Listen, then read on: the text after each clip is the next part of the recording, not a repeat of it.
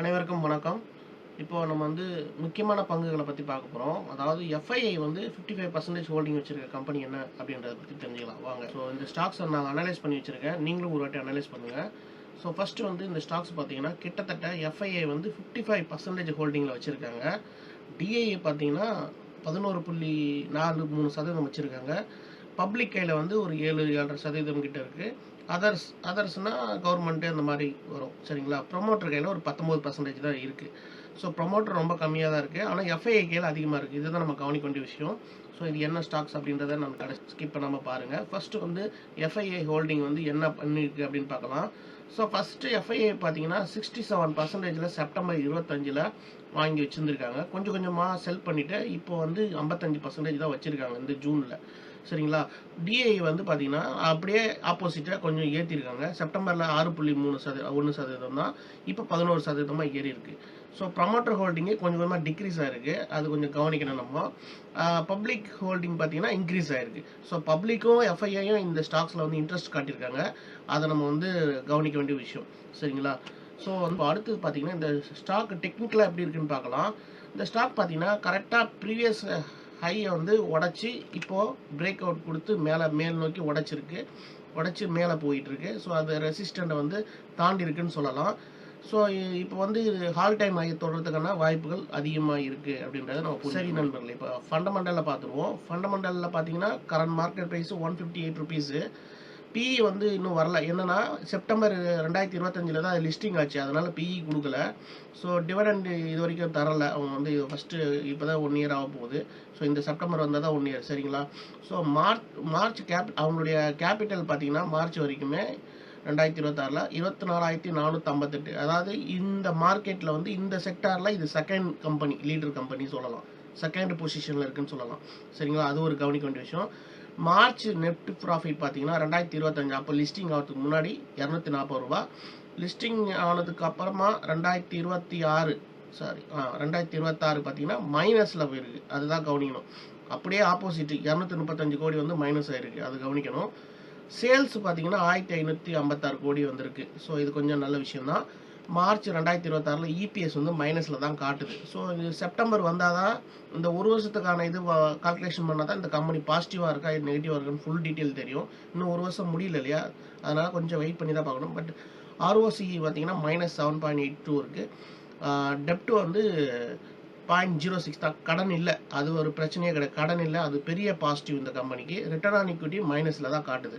So இந்த company positive நியூஸில் என்னன்னு பார்த்தீங்கன்னா மார்க்கெட்டில் இந்த செக்டாரில் செகண்ட் லீடர் கம்பெனி ப்ளஸ் கடன் இல்லாத கம்பெனி, இதெல்லாம் நம்ம கவனிக்கணும் சரிங்களா. ஸோ அப்புறம் சேல்ஸ் நல்லா காட்டியிருக்காங்க. இந்த 3 விஷயத்த பார்க்கணும். நெகட்டிவ்னு பார்த்தா நம்ம இங்கே காட்டியிருக்கிறது தான் நெகட்டிவ், வேறு ஒன்றும் நெகட்டிவ் கிடையாது. ஸோ இந்த கம்பெனி பார்த்தீங்கன்னா 158 ரூபா கரண்ட் மார்க்கெட் ப்ரைஸில் ட்ரேட் ஆகிட்டு இருக்கு ஆகஸ்ட் 21 படி. ஸோ இது 52 வீக் ஹை எவ்வளோ போயிருக்குன்னு பார்த்தோம்னா 200 ரூபா வரைக்கும் போயிருக்கு. இப்போ கரண்ட்டாக 158 ரூபாயில் ட்ரேட் ஆகிட்டு இருக்கு. ஸோ இந்த கம்பெனி பேர் என்ன அப்படின்னு பார்த்தோம்னா நம்ம கம்பெனி அர்பன் கம்பெனி லிமிடெட். இவங்க ஹவுஸ் ஹோல்டு சர்வீசஸ்ஸு, அதாவது அந்த ஹவுஸ் கீப்பிங் ரிலேட்டட் சர்வீசஸ்ஸு, அப்புறம் ஆஃபீஸ் ஹவுஸ் கீப்பிங்கு, அப்புறமா இவங்க plumbing, electrical, maintenance, mechanical related இதெல்லாம் நம்ம கால் பண்ண கூப்பிட்டு வீட்டுங்களுக்கு சர்வீஸ் பண்ணுவாங்க இல்லையா, அந்த மாதிரி கம்பெனி தான். ஸோ இப்போ ரீசெண்டாக லாஸ்ட் இயர் செப்டம்பர் தான் ரிலீஸ் ஆனிச்சு. அதனால் இந்த கம்பெனி நம்ம மானிட்டர் பண்ணி வெயிட் பண்ணி பார்க்கலாம் சரிங்களா. ஸோ இது ஸ்டாக் ரெக்கமெண்டேஷன் கிடையாது, எஜுகேஷன் பர்பஸ்க்காக மட்டும் தான். ஜஸ்ட் நீங்கள் தெரிஞ்சதுக்காக நான் இந்த ஸ்டாக்ஸ் எடுத்து காட்டுறேன் உங்களுக்கு எக்ஸாம்பிளுக்காக. ஓகே சரி. அடுத்த ஸ்டாக்ஸ் பார்த்தீங்கன்னா எஃப்ஐஐ கையில் 54.3% இருக்குது. டிஐ கையில் 15.6% இருக்குது. பப்ளிக் கையில் 17% இருக்குது. அதர்ஸ்னா கவர்மெண்ட்டு சம்திங் அந்த ரிலேட்டட் 12.5% இருக்குது. ஸோ இந்த ஸ்டாக்ஸு மெயினாக கவனிக்க வேண்டிய விஷயம் என்னென்னா ப்ரொமோட்டர் கையில் கிடையாது. அதுதான் நீங்கள் கவனிக்கணும். ப்ரொமோட்டர் கையில் ஸ்டாக்ஸே கிடையாது. இது எல்லாமே நம்ம யார் கையிலனா பப்ளிக் கையிலையும் ப்ளஸ் எஃப்ஐஐ கையிலையும் டிஐ கையிலையும் மட்டும்தான் இந்த ஸ்டாக்கோடைய பொசிஷன். ஓகே, ஆனால் இந்த ஸ்டாக்ஸை ஃபண்டமெண்டலாக நம்ம முதல்ல செக் பண்ணணும். ஃபண்டமெண்டலாக பார்க்கலாம். ஸோ முதல்ல எஃப்ஐஐ ஹோல்டிங் எவ்வளோன்னு பாருங்கள். நல்லா அதே மாதிரி தான் டிக்ரீஸ் ஆகிருக்கு. 67%லேருந்து 54% இப்போ தான் டிக்ரீஸ் ஆகிருக்கு. இந்த ஜூனில் தான் டிக்ரீஸ் ஆகிருக்கு. டிஐ ஹோல்டிங் பாருங்கள், ஏறி இருக்குது. அப்படியே 10%லேருந்து 15% ஏறி இருக்குது சொல்லலாம். அதே மாதிரி நம்ம ஹோல்டிங் அதர்ஸ்ன்னு சொல்கிறாங்க. அதர்ஸ்னா கவர்மெண்ட் ரிலேட்டட். அவங்க பார்த்தீங்கன்னா 7%லேருந்து 12.5% ஏறி இருக்குது. ஸோ இது ரொம்ப ரொம்ப கவனிக்க வேண்டிய விஷயம். பப்ளிக் ஹோல்டிங் பார்க்கும்போது அவங்களும் ஏறி இருக்குது. ஸோ 14.5%லேருந்து 17% ஏறி இருக்கிறத கவனிக்க முடியுது. சரியா நண்பர்களே, இதுதான் நம்ம வந்து கூர்மையாக கவனிக்க வேண்டிய விஷயம். ஸோ எஃப்ஐஐ வந்து மேபி மறுபடியும் கூட வாங்குறதுக்கு வாய்ப்பு இருக்குது. பெருசாக ஒன்று அவங்க இறக்கிடல, ஜஸ்ட் கொஞ்சம் பார்ட் விற்றுருக்காங்க. 67லேருந்து 54 மாற்றிருக்காங்க, அவ்வளோதான். அது கவனிக்கணும். ஸோ இந்த ஸ்டாக்ஸில் வந்து பாசிட்டிவ்னா, ஸோ இந்த ஸ்டாக்கோட டெக்னிக்கலாக பார்க்கும்போது இது ப்ரீவியஸ் ரெசிஸ்டண்ட்டை உடைச்சிருக்கு, மேல் நோக்கி உடைச்சிட்டு அந்த ரெசிஸ்டண்ட்டை தாண்டி இப்போ ட்ராவல் ஆகிட்டு இருக்குன்னு சொல்லலாம். ஆல் டைம் ஹை கிட்ட நெருங்கியிருக்கு அப்படின்றதையும் நம்ம கவனிக்க முடியுது. ஸோ இந்த ஸ்டாக் கிட்டத்தட்ட இதனுடைய ஃபண்டமெண்டலை செக் பண்ணிடுவோம். கரண்ட் மார்க்கெட் ப்ரைஸ் வந்து 3072 ரூபாயில் ட்ரேட் ஆகிட்டு இருக்கு. பிஇ ரேஷியோ 62.6 ட்ரேட் ஆகிட்டு இருக்கு, 60 பைசாவில் ட்ரேட் ஆகிட்டு இருக்கு. மார்க்கெட் கேபிட்டல் பார்த்தீங்கன்னா 14,907 கோடி, 14,907 கோடி இப்போ மார்க்கெட் கேபிட்டல் இருக்கு. டிவிடெண்ட் இது வரைக்கும் தரல. இவங்க கடந்த 3 வருஷமா நல்ல சேல்ஸ் காட்டியிருக்காங்க. அதில் இந்த வருஷம் சேல்ஸ் பார்த்தீங்கன்னா 779 கோடி இருக்கு. நெட் ப்ராஃபிட் வந்து மார்ச் பொறுத்த வரைக்கும் போன மார்ச்சோட 2025 நல்லாவே அப்படியே 100%, அதாவது 100 கோடி ஏறி இருக்குன்னு சொல்லலாம். 145லேருந்து 244 மாறி இருக்கு. ஸோ இது வந்து கவனிக்க வேண்டிய விஷயம். பாசிட்டிவ். சேல்ஸும் நல்லா இன்க்ரீஸ் ஆயிருக்கு.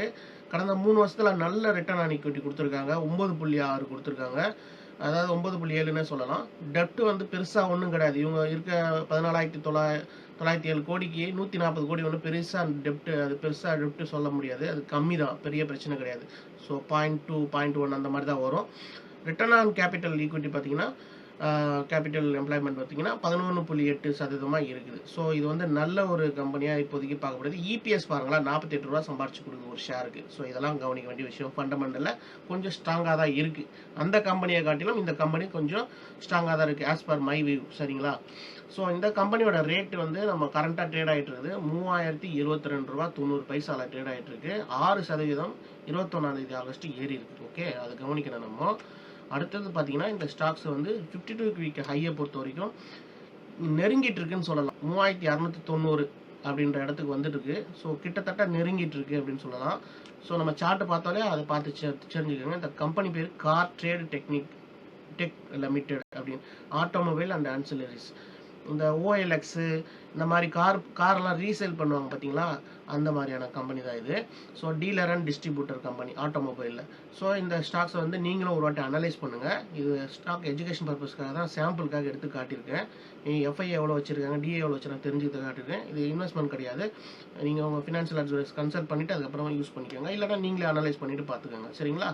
சரி நண்பர்கள், முக்கியமான தகவல் என்னென்னா, நம்ம சேனலில் கடந்த ஒரு 10 நாளாக நம்ம கஷ்டப்பட்டு வீடியோ போடுறோம். பட் ஆனால் பெருசாக ஒன்றும் வியூஸ் வரல.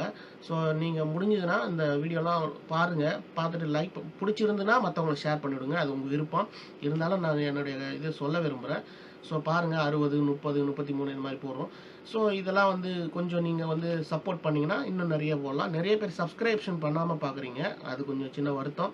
எனக்கு மோட்டிவேஷனலாக இருக்கும். கொஞ்சம் சப்ஸ்கிரைப் பண்ணிவிட்டு பாருங்கள், நோட்டிஃபிகேஷன் பெல்லையும் ப்ரெஸ் பண்ணி வச்சுக்கோங்க. சரி, நன்றி.